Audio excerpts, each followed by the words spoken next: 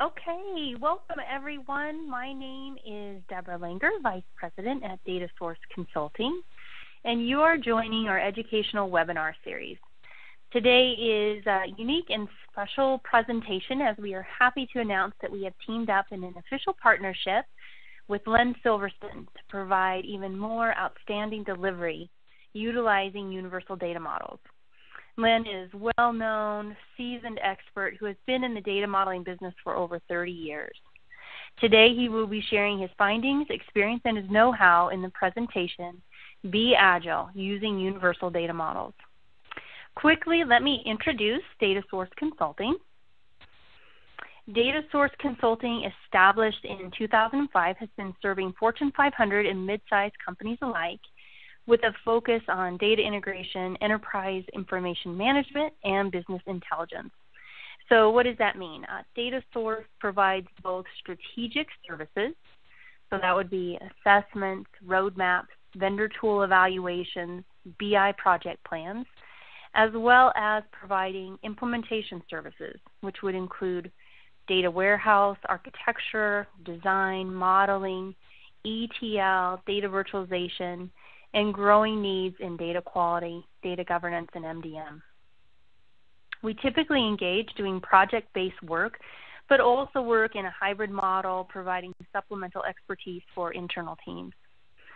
At Datasource, we really focus not just on what to deliver, but also how to deliver. We share methodologies, processes, and best practices. And I think the alignment of this approach really can yield some effective differentiators in the marketplace for our clients, really setting them apart from their competition. We are also tightly aligned with the Data Warehouse Institute, also known as TDWI, as board directors, faculty instructors, and best practices judge.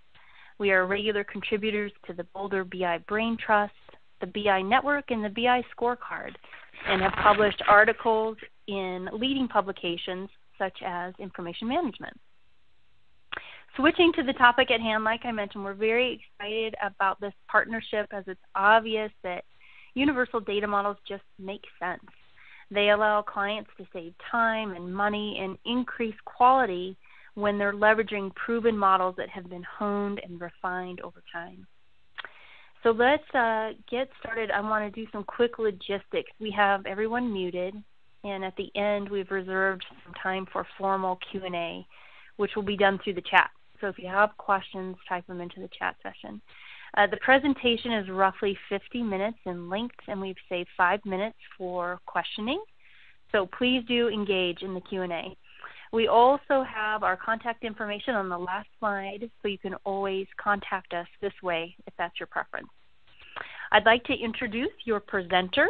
Len Silverston is a best-selling author, consultant, and speaker with over 30 years of experience integrating organizations' information, their systems, and their people. He is a thought leader in data modeling, data management, and really the human dynamics of integrating information. Well known for his universal data models, these are reusable models that help to develop higher quality data in data models in less time. He has authored the Data Model Resource Book, which is a series with multiple volumes which describe hundreds of reusable data models. He is also the winner of many international awards, such as the DAMA International Professional Achievement Award for 2004, and also the DAMA International Community Award for 2006. So let me go ahead and turn it over to Len. Len? Thanks so much, Deborah.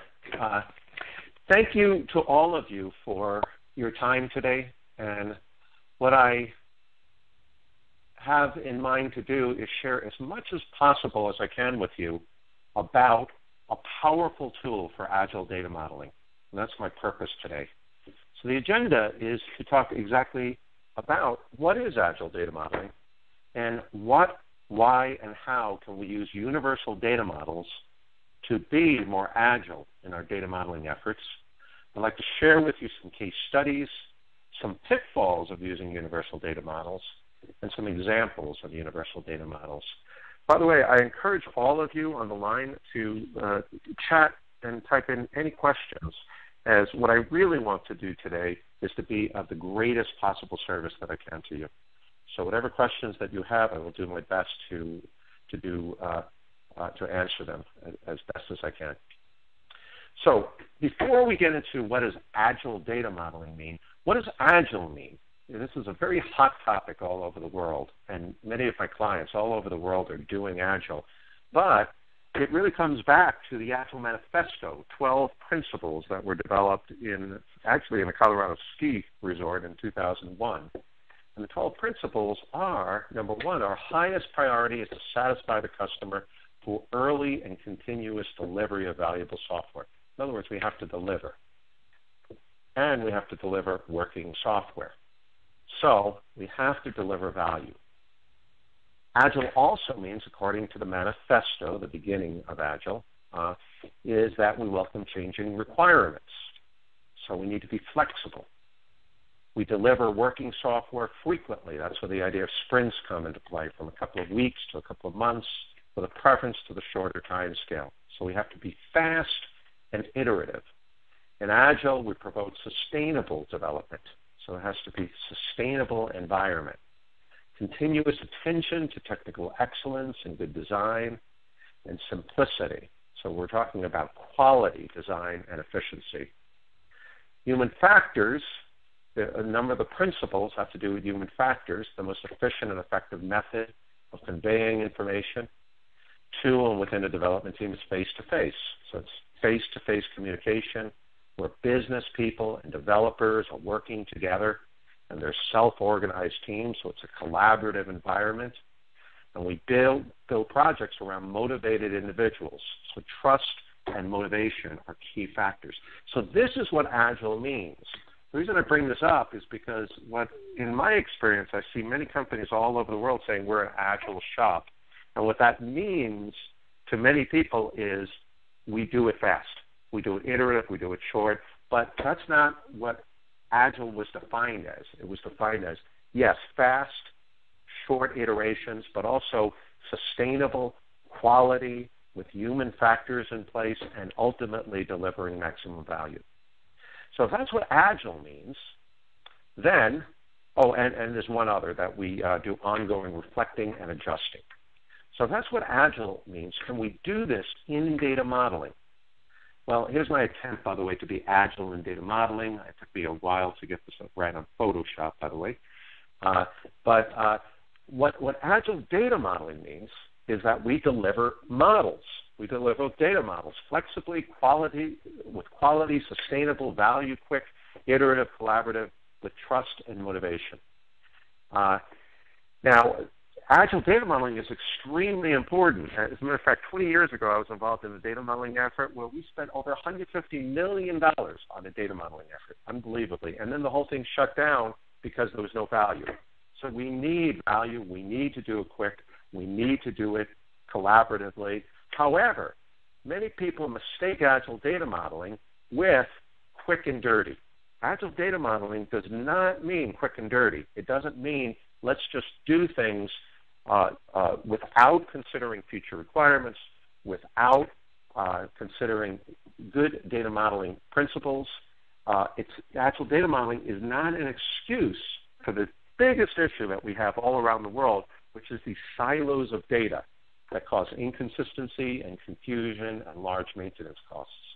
Agile data modeling is not a license to redo our data structures later.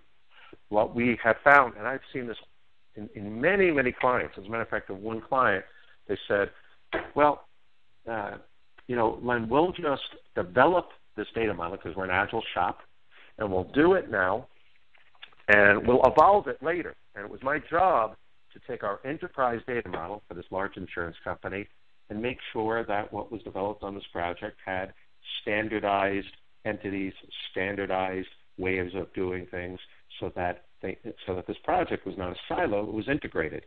Well, this got escalated all the way to the top of the organization, to the president of a large multi-billion-dollar company, who brought in his vice presidents and say, what's this issue about that Len Silverston is bringing in? And the vice president says, oh, you know what? this is not an issue anymore. We have grid technology. We have in-memory technologies. We have columnar databases. We can do refactoring. We can do this later. And what I said to the president was, there's only one issue that I have with that approach, and that's that I've never seen it work. So in 30 years, I've never seen an environment where somebody builds a data structure and then evolves to a new semantic later, except if the old data structure just doesn't work. Let me provide an example of that.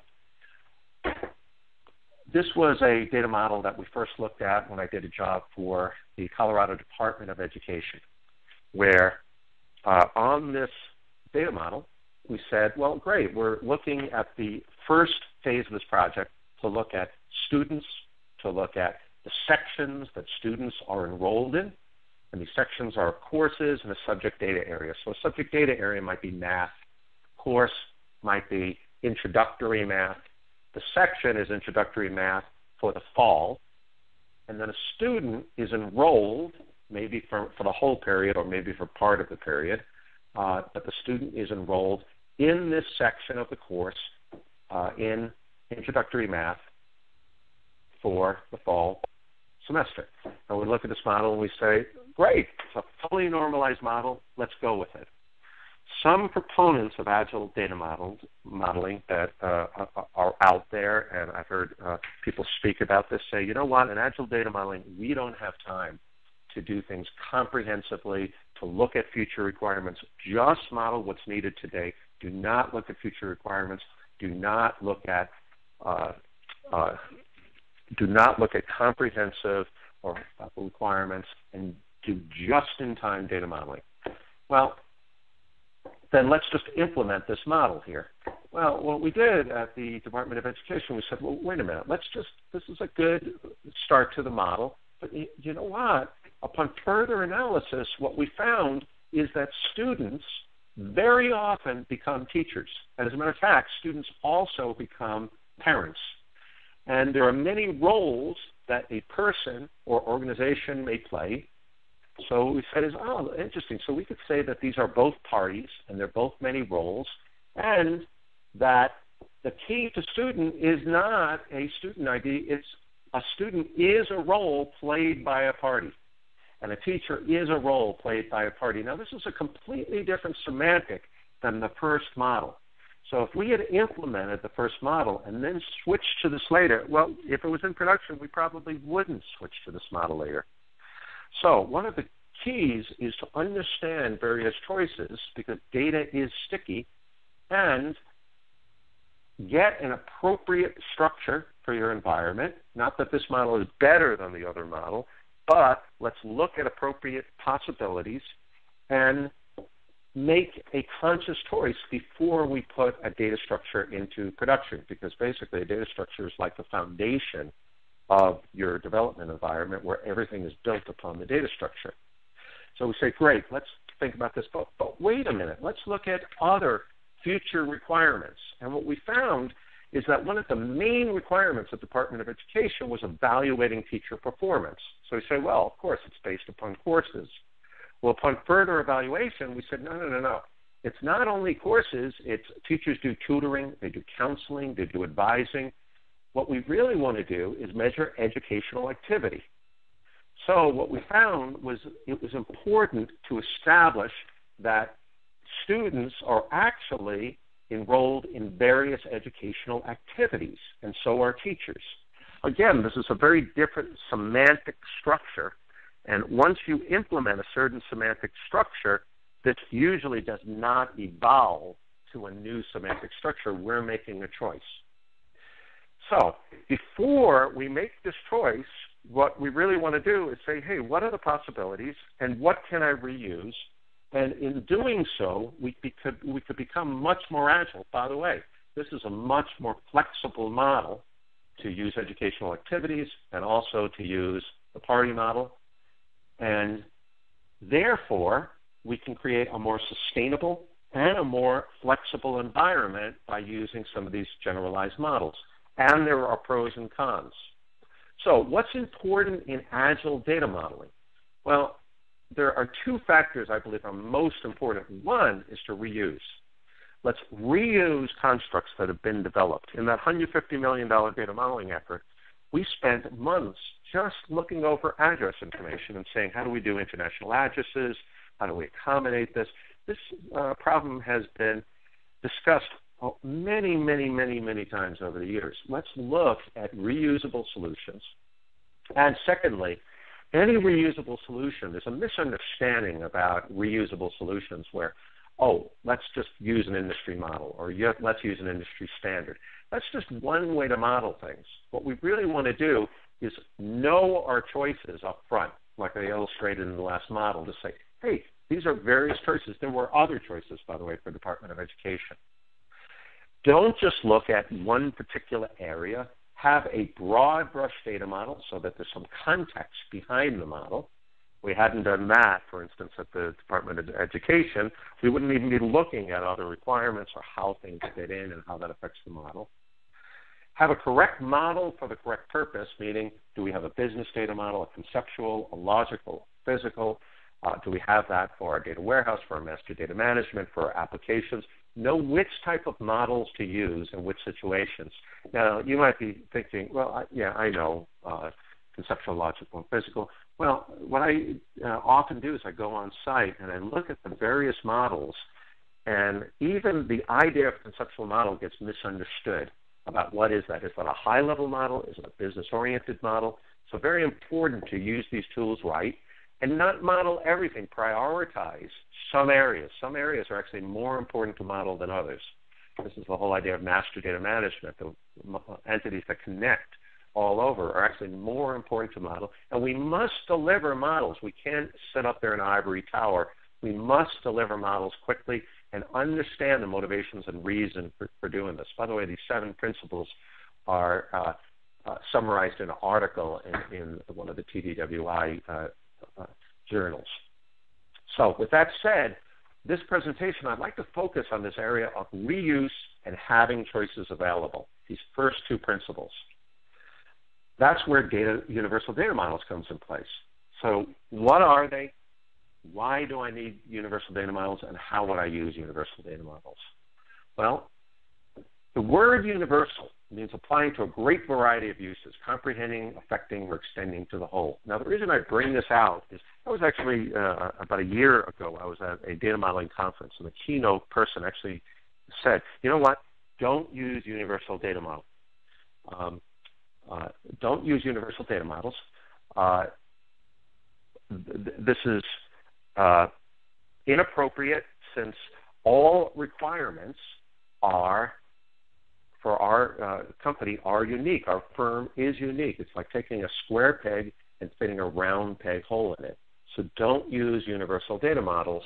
Well, that would imply that you're taking these models and force-fitting models in. That's not what universal means. It's kind of like a universal adapter that has many uses and it can extend to the whole. So a universal data model is something that is generally applicable, could be used by many different organizations to save time and effort, and it offers perspectives. It doesn't offer the right data model. And this is something that I talked about saying, you know, these universal data models, sorry to say this to all of you out there listening, but what I'm going to show you are not the right data models. Now you might be saying, what? They're not the right data models? Then why am I listening to this presentation? Well, they're not the right data models because from my perspective, there is no right data model. There are different perspectives and different pros and cons of different ways of doing things. As a matter of fact, Dr. Graham Simpson, who wrote Data Model Essentials and Data Model Theory and Practice, in his doctorate for data modeling, actually proved the idea that you could take the exact same set of requirements and have different models for it. So he interviewed 17 different data modeling experts. I was one of them. And gave the exact same requirements to 17 different people and had 17 different data models. They would have been 100 different data models with different perspectives from people, but he said limit your choice to one. So a universal data model is a template or a reusable model. how can we even argue with this idea of having reusable models? Application programmers have done this for decades to say, hey, I want a library of reusable models that I can use. Now, very often what people say is, okay, well, then I'll pick the best reusable model. And I say, why pick the best? This is like a reusable library of routines that you get to decide if it fits, if it doesn't fit, if it needs to be customized, just like application programmers have been doing for decades. There are common and industry models. So, for instance, we offer industry models in telecommunications, in all different types of insurance organizations, in all different types of financial services companies, including banking and investments and money management, and all different manufacturing and healthcare and professional services and travel industries. Now, the industry models are built upon the common standard models so that we don't reinvent the wheel when we do demographics for people or organizations, or address information, or geographies, or unit of measures. So we have all these common standard models, and then for all these common standard models, we add on telecommunications models, such as networking models, or insurance with policy and claims and adjudication, or financial services with investment vehicles and debt and equity instruments, or manufacturing with bill of materials, and healthcare with episodes, and so on. So what we're doing is we're adding on all these constructs. So the idea is oh, okay, so I can get a bunch of models. There's over 230 of these subject area models, meaning over 230 subject areas, each with a pretty extensive model with definitions and relationships and entities, where we've said, hey, these are constructs that work. And by the way, we've developed this over the last couple of decades, so many of these have been through many, many iterations at many, many clients all over the world. As a matter of fact, there's been tens of thousands of these books sold, and we estimate thousands of organizations are using these. Hundreds of organizations are using these as their standard enterprise-wide. We've worked with many, many, many dozens of the largest organizations in the world implementing these universal data models over the last 20 years. Now, why use universal data models? I think this is the biggest reason. I love this guy's expression. Oh, my gosh, I didn't realize that this field was in the wrong place. And actually, this is an example of one of the organizations we dealt with where a field was in the wrong place, and it cost them $1 million just because one particular field was really misunderstood. Very often, I've seen designs, and in the first 10 years of doing data modeling, I made design mistakes, and that's a basis for a lot of these universal data models to say, let's not make the same mistakes over and over again. Let's learn. Let's develop libraries of more effective ways of doing modeling. There's tremendous amounts of time savings.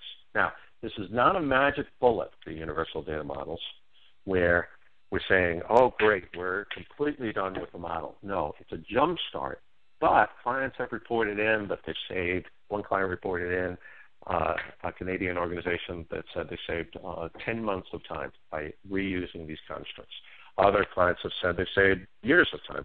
Some clients have said, hey, some of the constructs that they've developed have increased their quality and done things that they never would have thought of before. For instance, a Wall Street financial services company said, wow, we never would have thought of modeling investment vehicles this way, in this flexible manner that we suggested. And they basically said it saved their whole effort, and in a way it saved the company from spending millions of dollars that they wouldn't have normally done. So a lot of these things you might not even see, just like the guy on the right being, oh, I didn't even see that coming. Now, it doesn't mean you're going to catch everything, but by having a library of models or having various models to look at, you can catch things that you wouldn't have been able to catch before. A huge benefit is consistency. I've worked on a lot of what I call schizophrenic models. We model the same type of construct different ways. If there are many modelers, this is almost inevitable. Even with a single modeler, And I used to do a number of enterprise data models myself, and I realized, oh, wow, these are schizophrenic models. I modeled status one time as an attribute, one time as a specific entity, one time as a generalized entity. And what's more important is that there are different views. So one of the biggest issues in data modeling is that people see things different ways. And what the universal data models does is it allows people to view and have a different perspective on how to do a construct. So how can we just turn our head and not even look at this other way if we're building a database design? Why not look at other perspectives that we might not even have thought of?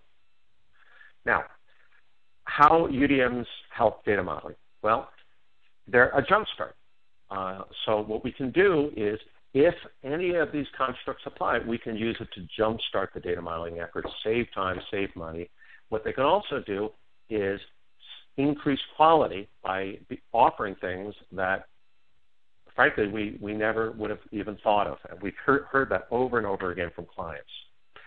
One of our clients, Carnival Cruise Lines, have said, you know what, the biggest benefit that we got from this using universal data models, and they've used it for quite a number of years, is that it helps everybody get on board. Modelers have different perspectives, and there's all these jokes about data modelers, about what's the difference between a data modeler and a lawyer. Well, you can negotiate with a lawyer, showing that very often data modelers, and I'm sorry if there's any data modelers out there, but I'm a data modeler as well, so I'm making fun of us a little bit. But very often we have this very strong perspective that this is the right way to do it. Well, by offering these various perspectives, we can use universal data models as like a third-party reference material to say, well, what about this way? Can we? And by the way, a lot of times the universal data models offer many choices. How can we help in governance? A lot of organizations use this in the data governance program because there's a lot of data definitions. As a matter of fact, there's thousands of them, and there are clear and standard semantics. So we've jump-started many data governance programs, and we actually have training and curriculum in data governance that allows us to jumpstart the program in many ways. But one of the ways is by having a library of all these standard definitions. Very often, clients will put it on their intranet site and use like a Wikipedia method to just change the definitions and modify the definitions and develop their own definitions. It also offers different ways of looking at things, out-of-the-box thinking. Oh, a customer is not its own entity. It's actually a role that a person or organization plays. Oh, there's distinction between a product and the actual inventory item and the deployment usage. So there's very important semantic distinctions. Very often we deal with very, very smart clients, but they haven't been through decades of iterations on these models, so we're able to offer them perspectives that are not obvious. Let me share a few stories with you, and there's dozens and dozens of universal data model success stories. But one example, a Fortune 1000 company, over 100 years old, largely based upon one line of business, but they recently acquired more than 10 other lines of insurance businesses. And what they wanted to do was do a customer MDM project for all their lines to upsell, to grow revenue. So what they did is they purchased the insurance industry universal data model. And they utilized the four-party pattern. And some of you might be familiar with the party pattern, but there's different ways of doing the party pattern. And this worked for them very well to integrate all the different lines of business. By the way, they also used the product pattern as well. They loaded over 7 million customers into their operational data store. And what they said is they would have never thought of the party concept and the way that we did it with UDM. They also had said they never thought of a lot of other constructs. They said it would have taken a lot longer. And they don't even know if they would have had all the components of party, agreement, person, et cetera. Furthermore, what they said is since they have many, many different lines of business, the universal data model offered holistic perspectives, and now when they acquire new companies, they can just plug and play. So there's a lot of flexibility in what they built for their operational data store. Let's take a look at another success story. There's a company called Carnival Cruise Lines. What they did, well, first of all, Carnival Cruise Lines is one of the largest cruise companies in the world. They own many cruise lines, including Carnival Cruise Lines, Holland America, Princess, Seabourn. They actually own 9 different cruise companies, so it's actually one of the largest travel companies in the world. They use the universal data models to build an operational data store, to build a data warehouse, to build numerous data marts, and a very complete master data management solution, all based upon universal data models. And their platform was ER Studio. By the way, the universal data models we stored in 2 platforms, which is ER Studio and Irwin. They have many, many millions of transactions they load into their operational data store based upon UDM, and they have many successful data marts. So what they did is they used the UDM to help with their operational data store, their data warehouse, their enterprise data warehouse, and data marts. So they built a very, very solid foundation based upon the UDM and then modifying it. So this is their guide for building their foundation. When I make the distinction, and the reason we have this box in yellow, is that very often people say, "Oh, we're gonna use the UDM. That will be our database design." We basically say, no, the UDM is not your design. The UDM is used to jumpstart your design. So you could take in whatever patterns and models exist into your constructs. And then this becomes your design, but the UDM is intended to jumpstart, and that's exactly what they did. And they found that a great majority of the UDM, I'd say like 80, 90%, maybe even more if you ask them, they were able to use to jumpstart these efforts. And then every year that they had their enterprise data warehouse, they had some very successful data mart efforts. For each year that they had the enterprise data warehouse, they were able to create very, very successful data mart efforts that offered great business value. Now, it says UDM industry models and patterns. Now, I want to make a distinction that we distinguish between a universal data model and a universal pattern. The universal data models are these constructs that are put together, in this case for travel experiences, for reservations, but they could be for manufacturing, they could be for common functions like accounting, budgeting. But then there are universal patterns, which are the fundamental themes. And the interesting thing, though, about patterns is that we offer many different ways to model the same pattern. So, for instance, a categorization pattern. You might model a product line or a product type as an attribute, or you might have it very, very specifically, or you might have it as a many-to-many relationship, very more generalized and more normalized. And then you might have it even more generalized. And at this point, it's not even a matter of normalization. It's more generalized to say, oh, we have a construct that is product categories that will allow for any number of categorizations. Well, we're using these patterns to modify the industry data models. And this is what they said was one of the greatest benefits, is it helped them gain political agreement. Because basically we have this whole methodology to show different ways of modeling things or modifying the model so that people can agree upon the model. Remember how I said Agile data modeling is about choices? Well, people had many different choices. So now we can look and say, oh, I have many different ways of modeling it. Let's quickly reuse, understand the choices, and quickly make decisions and get on to successful implementations.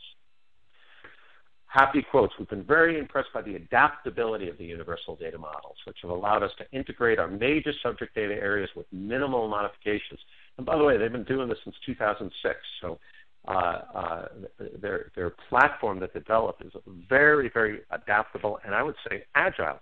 It's flexible, quality, sustainable, quick, iterative, and it follows pretty much those agile manifest principles. To date, every source has successfully mapped to the models, which allows us to implement consistent, complete, quality data models. And by the way, they've also implemented consistent, complete, quality data marts, dashboards, master data management. At Carnival Cruise Lines, we're constantly striving to improve the use of the data we have, comply with relevant regulations, and provide a better user experience for our internal and external customers. So they are basically saying that their data modeling tool and universal data models are helping us with this journey. Third success story, a wealth management financial services organization will also license these universal data models. And by the way, the licensing fees that we have on these universal data models are very, very unique, where I don't think there's any other product on the market that is licensing this for as little a cost for as comprehensive a product. So there's some data modeling solutions that are six-figure and way above, and we're nowhere near that. And there's other data modeling solutions that are you can find in books or in vendor solutions or in industry that are kind of freeware, but they're not nearly as comprehensive as these universal data models. Now, they use this model for the basis for their enterprise data model, for their operational data store, and also for jump-starting the definitions in data governance. So what they had said is, wow, we're using these universal data models to jumpstart our data governance data definitions, as well as, by the way, their data warehouse, their data governance, and as most of our customers have said, they're flexible and adaptable, a little bit like this gentleman here. Now, I want to talk about a very, very important thing, which is universal patterns. As I mentioned, universal patterns are a supplement and are very powerful tools. And by the way, I don't think there's anybody else in the industry that's really talking about patterns the way we talk about patterns, whether the underlying themes. Sometimes people talk about universal patterns or data model patterns as what we say are universal data models.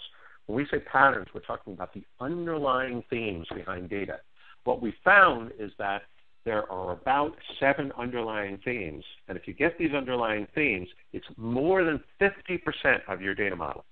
So there's roles, statuses, categories, hierarchies, contact information, business rules, and identifiers. And if you look at the patterns on this, almost everything that you're modeling is some type of one of these 7. And there's other patterns as well, but those are the most common patterns. So what happens is I say, oh, here's a category. Oh, wow, that's a category pattern. And once I've identified the pattern, I have many different choices. And what we have is a system where we can go from a small amount of generalization, so a very specific model, to a greater amount of generalization, a very generalized model. We call a level 1 a very specific model, then level 2, and level 3, and level 4 being very, very generalized. So that way we could take these universal data models and shift them from being specific to generalized. Now what this does is allow the data models, the universal data models, to be customized appropriately for the situation. Now, you'd say, well, why not always go generalized? If we're talking about Agile and we're talking about flexibility, why not make it more flexible? Well, there's a cost of flexibility. The cost of flexibility are that it's more complex. The more flexible you make something, the more generalized the model.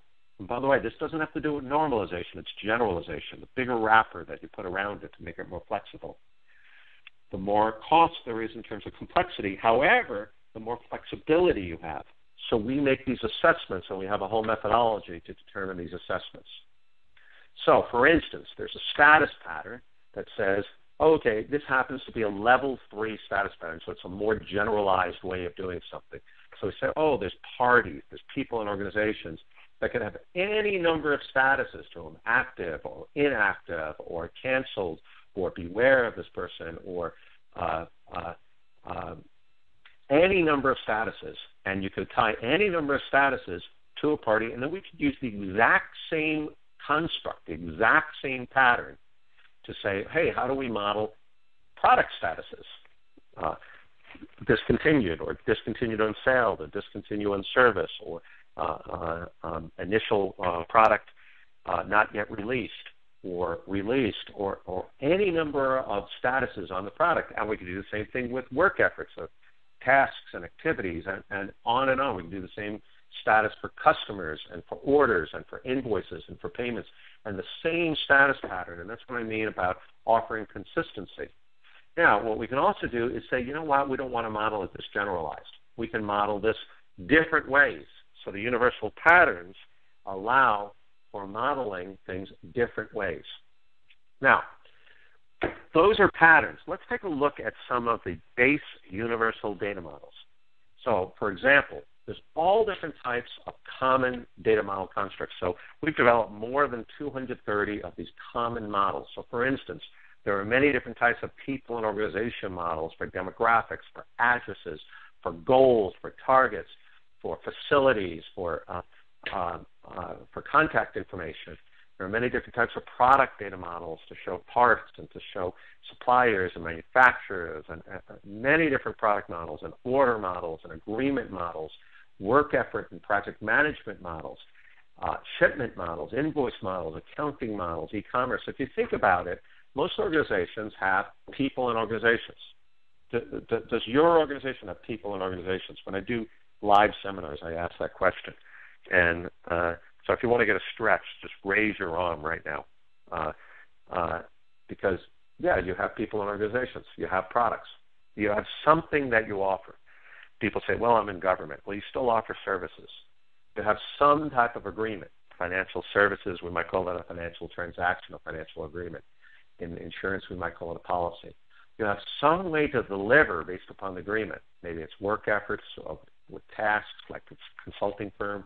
Maybe it's you're physically sending something as a shipment model. Some way of invoicing, some way of paying for things, some way of accounting and budgeting. Here's some examples. So here's a model for time tracking. So what you see is timesheets and service entries. Well, that's interesting. Service entries. I would have thought it would be just a time entry. Oh, wait a minute. We have time entries and expense entries. We have, and now here's an interesting thing. I would have thought service entries would be tied to tasks. But you know what? In this model, we say they could be tied to any work effort, which might be a task, an activity, a project, a program. Well, that's interesting. The timesheet has any number of roles on it that could be occupied by a party. Or we might have a very specific construct that's saying, here's a timesheet for a worker. By the way, this is an example of a universal data model where we're modeling it at two different levels. At one level, we're saying, hey, this is the timesheet for the employee or contractor. That could be a worker. Or there could be many other parties involved in this timesheet. So the reason I'm showing you this is just to show examples to say what I'm going to do is this doesn't replace data modeling expertise. As a matter of fact, good data modelers should have good tools like this to say, oh, I didn't think of that idea of work effort. I didn't think of these idea of roles. I didn't think of that idea of service entry. Let me evaluate this and other options. And by the way, if it works, great, I'll use it. I'll use all the definitions and all the relationship definitions. And great, I'll just use it, or not. And by the way, the books that I wrote describe the rationale behind this. There's over 2,000 pages written about all these models that describe the rationale for why this works, what we've seen, and how to use the models. A shipment model, very often what we're seeing is, there's a customer shipment and a vendor shipment, and those are modeled as two different entities. But wait a minute, if you think about it, they're all shipments, they're all movements, they all have the same attributes. They're all going from and to some place. There are different data models for industries. So, for example, there are healthcare models and universal data models, manufacturing, insurance, banking, telecom, and so on. There's an example of a partial healthcare model. So when I say there's over 230 models, this is a partial out of 230 different types of models that show how are episodes and visits and healthcare deliveries and reasons and facilities and patients and incidents, how are these all related to each other? And what's one way of modeling this And we can take these universal data models and then take the patterns along with it to see many different ways of modeling this. At different manufacturing organizations, we can look at and see, oh, here is different ways to do bill of material structures, or how are parts made up of other structures. At one organization, we said, well, should parts just be another subtype of products, or should parts be its own entity? Okay, let's look at those different alternatives. Let's look at the different possibilities, and let's make a conscious decision. That's the biggest thing, I believe, with the universal data models. What we're really doing is making conscious decisions on data models quickly so that we can provide a way to look at different possibilities before we put something into production and move in an agile fashion. By the way, there are also dimensional models. So there's various dimensional models like account transaction or shipments or sales or the product turnover, inventory, that we can say, oh, here's dimensional models. Now, in dimensional models, these vary even more. So our dimensional models are really used as examples of different types of dimensional models, but dimensional models, since they really actually are physical instantiations, these can vary even more widely. Now, pitfalls in data modeling. The biggest pitfall is, oh, I have this solution, and a lot of times management, by the way, buys models and they say, great, I'm all finished, I'm done. It's a magic bullet. There's not just one way to model something. As a matter of fact, when we designed this ourselves, there's many different ways. And what we said is, oh, here's a way that we're going to choose to put out there, or a couple of ways that we're going to choose to put out there that could work, that could help, that identify proven constructs that we know will work. But these are not the only way to model. Now, some people, especially in the data modeling world, argue with this and say, no, there is a right way. As a matter of fact, I've been on data model panels where that was a question, is there a right way to model? And what we find is many experts will say there is one right way to model. That's usually my way is the right way. But I believe, and this has been proven by Dr. Simpson's thesis actually, that there are many different ways, that data modeling is a creative process, it's a design process, and there's even more experts in data modeling that will say, yes, this is a creative design process. There are many ways to do it. We want to weigh out the pros and cons of data models. And I don't think there's many people that are experts that would say, don't look at template models. I mean, it only makes sense. Now, another pitfall is, oh, I have this model, let's not customize it. We highly encourage customization. This is your data you're managing. Get the semantics of the model right. Get the level of generalization right and appropriate for yours. Now, there's different techniques that we have to help quickly customize. As a matter of fact, for decades, we've been doing a jump program on an enterprise data model, and we're talking about 4 to 6 weeks. So we're really talking about very quick ways to develop various types of modeling, but not just taking what's out of the package, customizing it and making sure it's appropriate and looking at the choices. There's no magic bullet. However, this does help save a lot of time in data modeling efforts.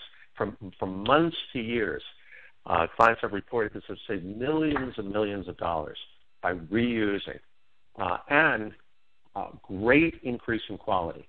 So if I had to say anything, there's many other benefits of universal data models: consistency, looking at third-party references, getting holistic. But the bottom line is time and money and quality. That's the bottom line. Now, Deborah said there's going to be questions in a little bit, but before I receive your questions, I wanted to ask you a couple of questions, just to make sure you're listening, because this has been one-way communication. True, false question. Universal data models are the only right way to model. Oh, and then there's even a poll where you can enter to see if you're tracking on this. So can you please fill out universal are the only right way to model. Now, please feel free to put in your answer, your perspective on this, and answer either true or false. So what do we have for an answer? Are we able to see the poll results? All right, so poll results, if you can't see them there, 86% said false. Okay, great. I got 80%, 6% with me on they're the only right way to model. So I still got 14% of people that said true, huh? So one of the biggest points here is you want to use them as templates, but I firmly believe they're not the only right way to model. So thank you for the people that answered false. Now, there are models that have been proven to work. They do save time and increase quality, but there's many ways to model and customize the UDMs. By the way, Dr. Simpson once interviewed me on an online interview, and he said, Len, these universal data models you have, are they the only right way to model something? And I actually answered him on this interview, on this online interview, said, yes, they're the only right way to model. These universal data models are the right way. Everybody else's models are wrong, and these models are right. And I hope that you're still listening to this interview, because that's the biggest problem with data modeling. I call it the problem of data mining, not data mining like exploration of data mining like my way is right, data mining. So no, we have to look at different perspectives. Okay, universal data models generally apply to 2/3 of your model, true or false. So how much of your data model can you get a jump start on in general? And by the way, these statistics have taken place over the last couple of decades where we've said, okay, some get more, some get less, but do you think that we can get this that 2/3 would apply? And the survey results are? Survey results say 71% say true. Okay, good. So you're also tracking with me. What we found is that the common models, the standard models, orders and invoices and payments, as a general rule, that generally covers 1/3 of the business. The industry models usually cover another 1/3 of the business, and then the universal patterns actually can even cover the remaining 1/3, which is specific. But you can get a pretty good jump start on it. But it's usually not everything. And I think it's a mistake to say any template model will do 100% of my business. So with that, if there's any questions that you have, please feel free to call or email me. There's copies of the 3 books that I put out. By the way, the first book, the Data Model Resource Book, Volume 1, this gives a library of common data models. The second book is a library of industry data models. And the third book are these universal patterns. Each book is about 600 pages filled with all of these template models. Furthermore, through our relationship with Datasource Consulting, we license the latest electronic version of these models in either ER Studio or Irwin that could be imported into any data modeling tool.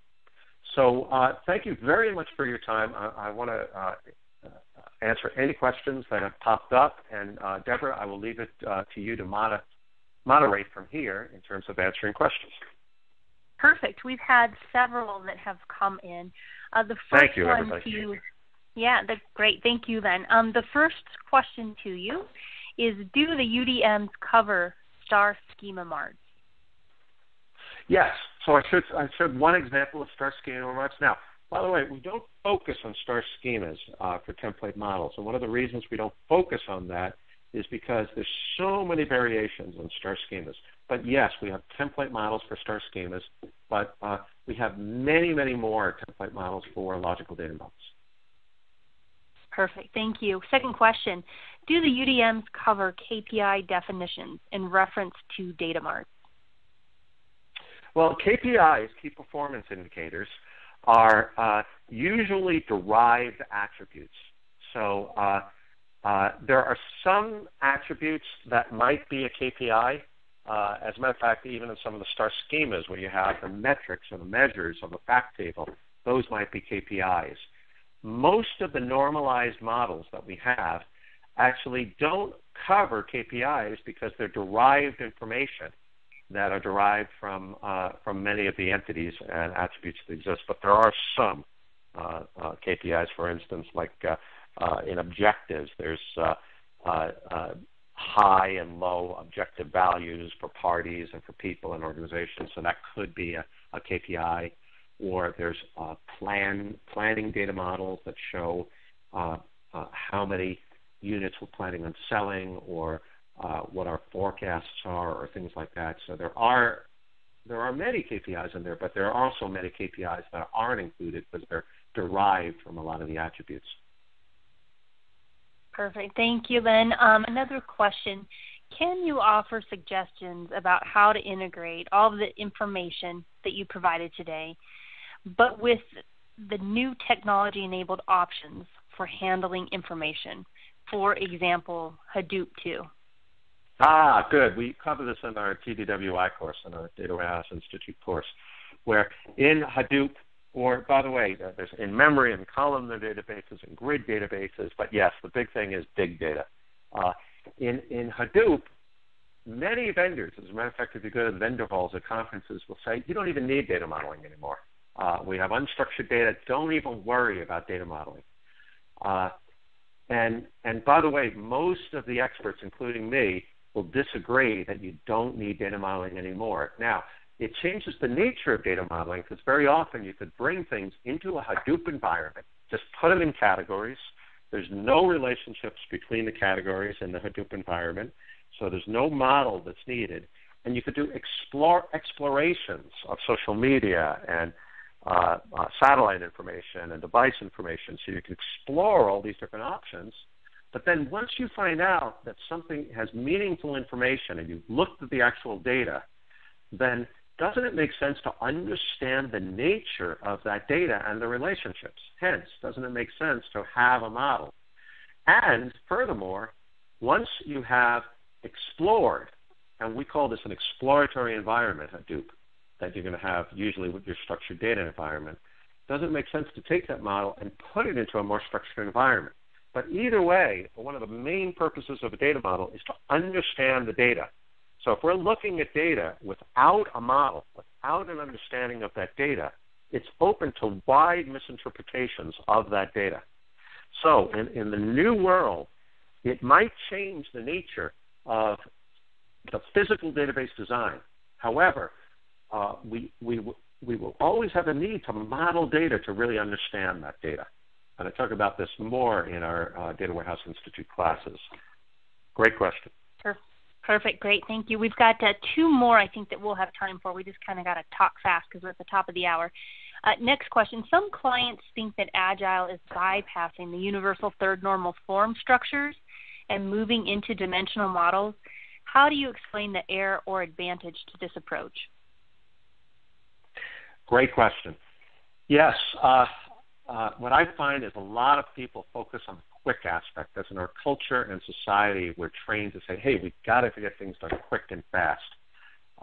Even if you're building dimensional models, it makes sense from my perspective as well as many other perspectives to understand the nature of the data. So instead of going into your fact table and your dimensions, which is really a denormalized structure, and it's beautiful for queries because of the simplicity and performance. But before you even get into a dimensional model, I believe the error in that way of thinking is to say, hey, we're skipping a very important step of understanding the nature of a recursive relationship in bill of materials or in products or in parts. And I see this all the time, that let's just jump right into the dimensional modeling. Matter of fact, on one engagement that I was involved in where we did that, we found that we spent like twice as much time in testing because we misunderstood some of the relationships.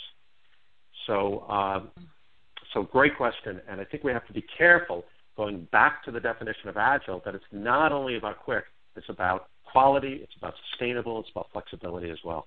And that's where the misunderstanding is, I think. Okay, great. Thank you, Len. Last question. How do the models in your books differ from your licensed models? Great question. So the models in the book from Volume 1 and Volume 2 are the models as they were in the year 2001. They were very, very stable at that time. So they still form a very, very solid basis, but we've made significant extensions, enhancements, and by the way, with the purchase of the licenses, you're also getting all the metadata, all the definitions, and everything laid out in graphic format, and relationship definitions, and entity and attributes, and domains, and potential lengths and types for the entities. So there's two reasons that they differ. One is all the metadata and all the additional things you're getting all laid out in a tool, which by the way takes quite a bit of the time to do that. And the second is all the extensions, additional models, and customizations and enhancements that we've made. Great. Okay, last slide, please.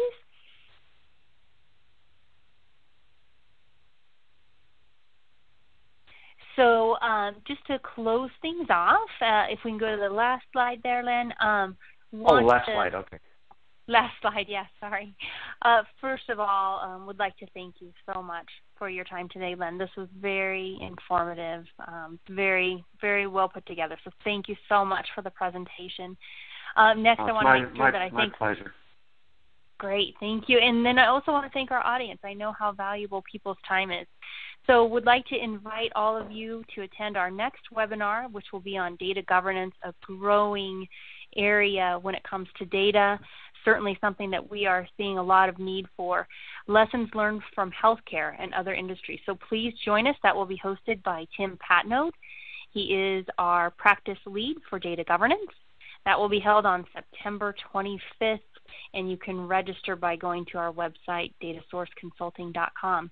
So with that, again, thank you everyone so much for attending. You've got our contact information if you have questions that come up for you later. And thank you again. Have a great rest of your day. Thanks very much.